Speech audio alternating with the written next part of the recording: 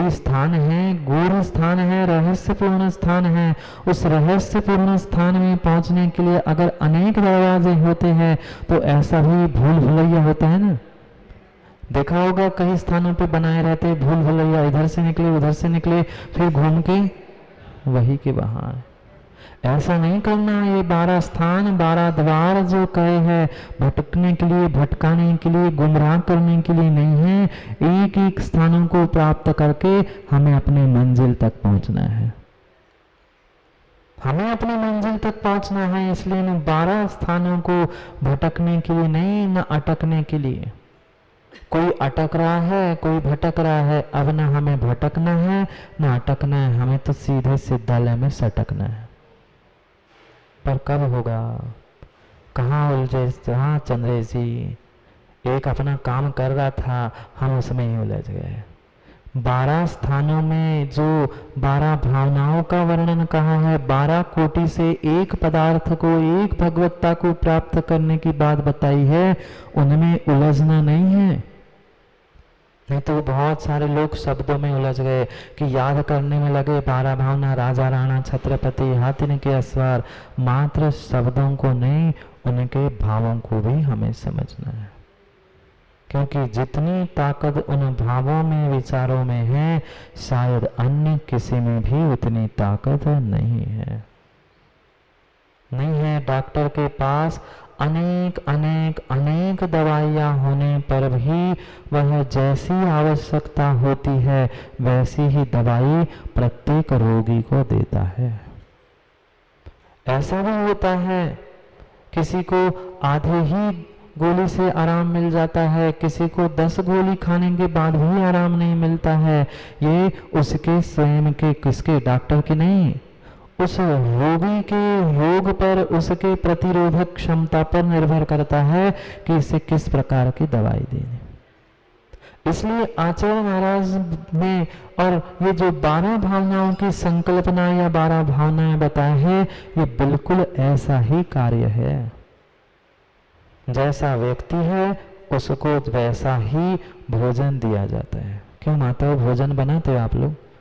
जो आप लोग भोजन बनाते हो, अच्छा बनाते हो कि कच्चा? जो अच्छा भोजन आप लोग बनाते हैं, माँ सबके लिए अलग अलग भोजन होता है। जो 2 साल का 4 साल का बालक है, उसको अगर आप घर में बाटी और घी बना के खिलाओगे तो क्या वो पचा पाएगा? कोई 70-80 साल का वृद्ध है, उसे बादाम का हलवा खिला दो वकील साहब, वो बचेगा? नहीं बचेगा। उम्र देखकर, उस व्यक्ति की पाचन शक्ति देखकर उसके भोजन कराया जाता है, उसके लिए सामग्री बनाई जाती है। ऐसे ही आचार्य महाराज ये जो हमारे आत्मा के लिए भोजन दे रहे हैं, हमारे विचारों के लिए भोजन दे रहे हैं, वह भी सोच समझ कर दे रहे हैं। एक सा नहीं है, एक सा नहीं है। 12 अलग अलग पहलू है, 12 अलग अलग द्वार बनाए हैं। कहाँ पहुंचना था? कहीं बाहर नहीं विहार करना था, कहीं बाहर के द्वार नहीं थे। अपने ही भीतर के उस परमात्म तत्व को प्राप्त करने के लिए, अन्य विषयों से दूर करने के लिए ये 12 स्थान बताए गए। यह आप लोगों ने शायद विचार किया हो, नहीं किया हो, 12 क्यों? चंद्रेश जी मिला? नहीं मिला।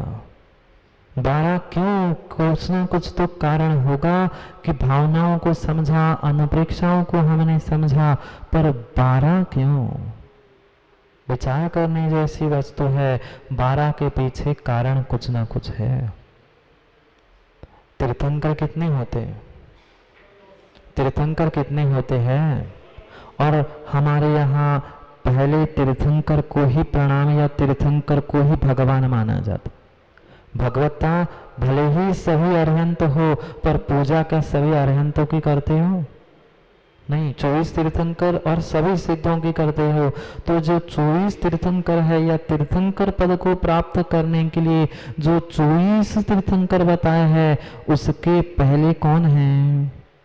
तीर्थंकरत्व या भगवत्ता प्राप्त करने के लिए अगर किसी की आवश्यकता है तो वह वैराग्य की। वही तो हम समझ रहे थे। बिना वैराग्य के अरहंत सिद्ध पद प्राप्त होने वाला नहीं है। इसीलिए उसका आधा, किसका? 24 का आधा कितना?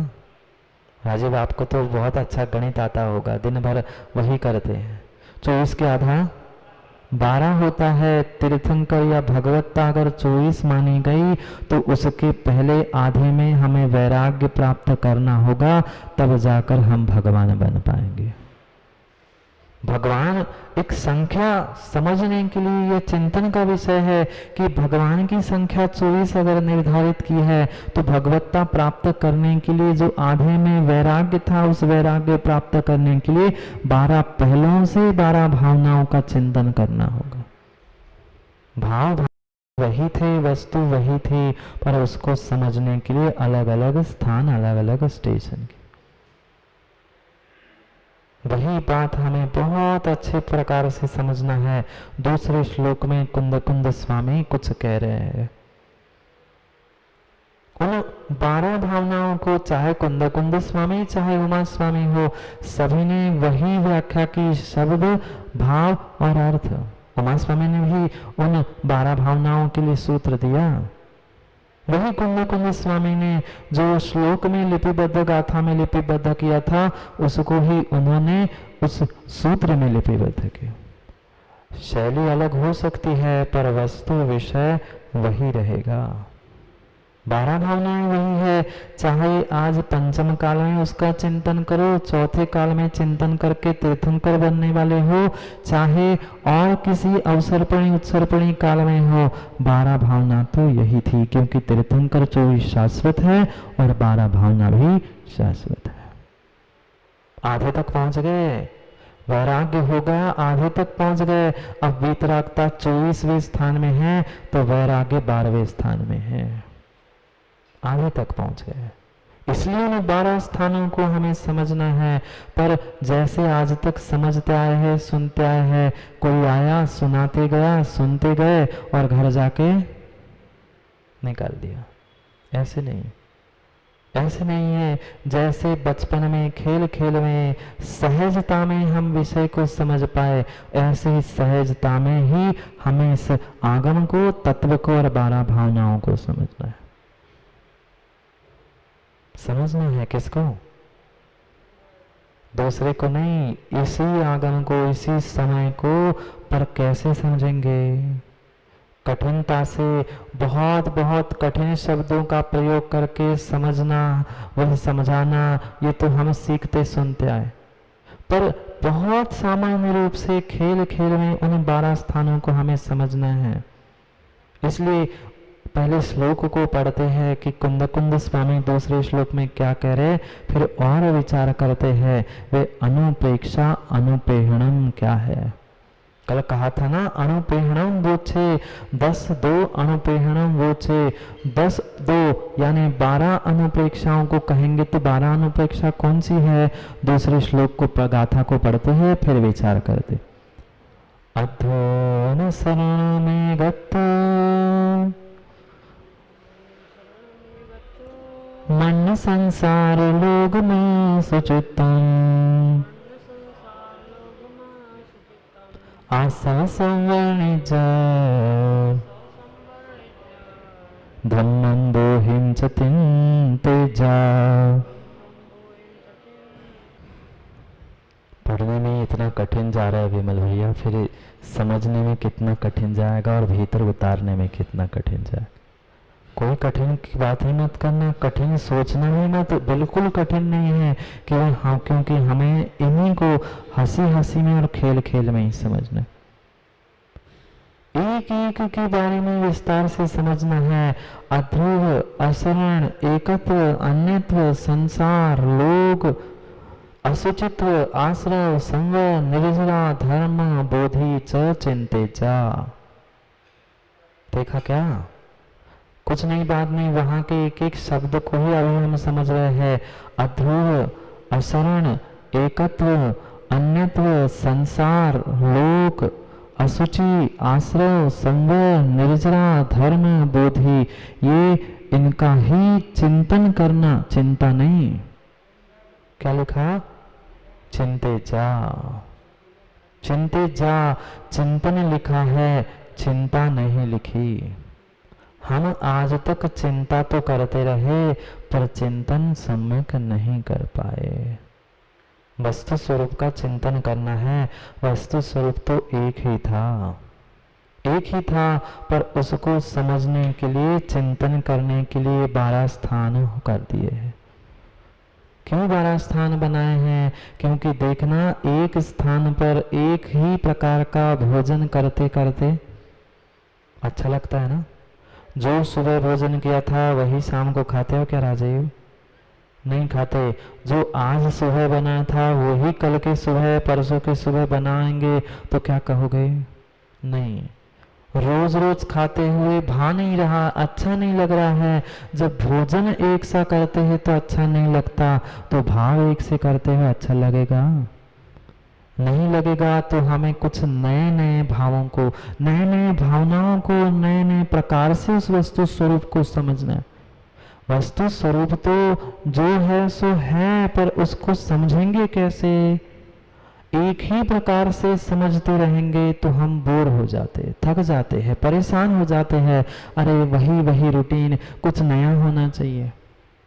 ऐसे ही ये 12 स्थान इसलिए बताए गए हैं कि वस्तु स्वरूप को एक ही प्रकार से समझाते जाएंगे तो हम बोर हो जाएंगे, हम थक जाएंगे, ऊब जाएंगे। इसलिए नए नए प्रकारों से आचार्य महाराज हमें 12 स्थान बता रहे। पहला स्थान है अध्रुव। सबके साथ भावना या अनुपेक्षा लगाना। अध्रुव भावना, असरण भावना, एकत्व भावना, अन्यत्व भावना, संसार भावना, लोक भावना, असुचि भावना, आश्रय, संवर, निर्जरा भावना, धर्म और बोधि दुर्लभ भावना। हो सकता है पूज्य स्वामी उमा स्वामी महाराज ने क्रम आगे पीछे किया हो, पर वस्तु स्वरूप वही है, वही वस्तु स्वरूप है। उन्हीं भावनाओं को अनित्य, आश्रण, संसार, एकत्व, चंद्रेश जी सूत्र याद होगा ना उमा स्वामी का? अनित्य, आश्रण, संसार, एकत्व, अन्यत्व, असुचाश्रय नहीं है यार। मोक्षास्त्र तत्व हम कहाँ पहुंच गए भैया? तत्व की व्याख्या नहीं चल रही, 12 भावना के बारे में पूछ रहा हूं मैं, तत्वों की बात नहीं चल रही है। आज कहाँ हो आप? यहाँ हो नहीं है शायद। 12 भावना के बारे में पूछ रहा हूँ, तत्व नहीं। अनित्य, आश्रण, संसार, एकत्व, अन्यत्व, असुचाश्रय, संवर, निर्जरा, लोग, बोधि दुर्लभ, धर्म, स्वाख्यानुचिंतन, अनुपेक्षा। उनका स्वात्मा में चिंतन करना, अपने भीतर चिंतन करना ही अनुप्रेक्षा है। उच्च चिंते जा, चिंतन करना, चिंता करना। जो विषय भोगों के बारे में सोचना है वह राजेश चिंता है, और वस्तु स्वरूप के बारे में सोचना है वह चिंतन है। चिंतन करना है, इसके बारे में भी चिंता नहीं करनी, चिंतन करना है। जो जैसा है उसे वैसा समझने का प्रयास करना, वही चिंतन है। उससे होगा क्या? ये 12 भावनाओं को समझने से क्या होगा? जो अनादि काल से अंधकार मेरे भीतर बैठा है, कौन सा अंधकार? मोह का कह दो, अज्ञान का कह दो, असंयम का कह दो, अचारित्र का कह दो, जितने जितने प्रकार के अंधकार मेरे भीतर है उन पर प्रकाश डालने वाला कोई है तो ये 12 भावनाएं हैं। एक लाइट से कम काम होता है। यहाँ कितने लाइट है देख रहे हैं क्या? एक लाइट से भी काम चल जाता है, पर 1 2 3 4 5 6 जितनी अधिक लाइट होंगे, जितना अधिक प्रकाश होगा, वस्तु उतनी अच्छी दिखती है। ऐसे ही वस्तु एक थी, अच्छी थी, पर उसको समझने के लिए 12 प्रकार से हम देख रहे हैं। शायद आपके राजेश ललितपुर में तो सिग्नल्स नहीं है, रोड पे सिग्नल है क्या? आपके ललितपुर में तो नहीं। झांसी कहीं भी कोई गया क्या? झांसी आप लोग नहीं गए? झांसी गए तो आपने सिग्नल देखे होंगे, देखे क्या? सिग्नल देखे। राजेश सिग्नल में कितने लाइट होते हैं? सिग्नल में कितने लाइट होते? सबने अच्छे से देखा नहीं है क्या? 3 लाइट। वकील साहब, आप तो वकील साहब हो, आप तो कई जगह घूम आए होंगे। उन सिग्नल्स में कितने लाइट होते हैं? 3 लाइट होते हैं। कौन से? जोर से बोलो ना। समझ गए। राजेश कितने लाइट होते हैं? लाल, पीला और हरा ये लाइट होते हैं, ये लाइट होते हैं। वकील साहब, आप तो वकील थे, फिर भी आप भूल कर बैठे, लाइट 3 नहीं थे, लाइट एक ही था। प्रकाश 3 थे, लाल प्रकाश, पीला प्रकाश और हरा प्रकाश। वे बल्ब भी अलग कह सकते हो, पर लाइट कितनी थी, इलेक्ट्रिसिटी कितनी थी, बोलो ना। अभी तो 3 कह रहे थे वकील साहब, बदल गए इतने जल्दी, बदल गए इतनी जल्दी। इतनी जल्दी अगर बदल जाए तो जीवन हमारा बदल जाए, क्या करे, पर हम बदल नहीं पा रहे अपने आप को, हम बदल नहीं पा रहे अपने विचारों को। लाइट 3 नहीं थे, लाइट राजीव 3 नहीं थे, लाइट, इलेक्ट्रिसिटी, विद्युत एक ही थी। जैसी कांच थी वैसा प्रकाश बदला था। उसी लाइट के सामने लाल कांच लगा दी थी, लाल प्रकाश हो गया था, पीली लगा दी थी, पीला प्रकाश हो गया था, हरी लगा दी थी, हरा प्रकाश हो गया था। प्रकाश बदले थे, लाइट नहीं बदली थी।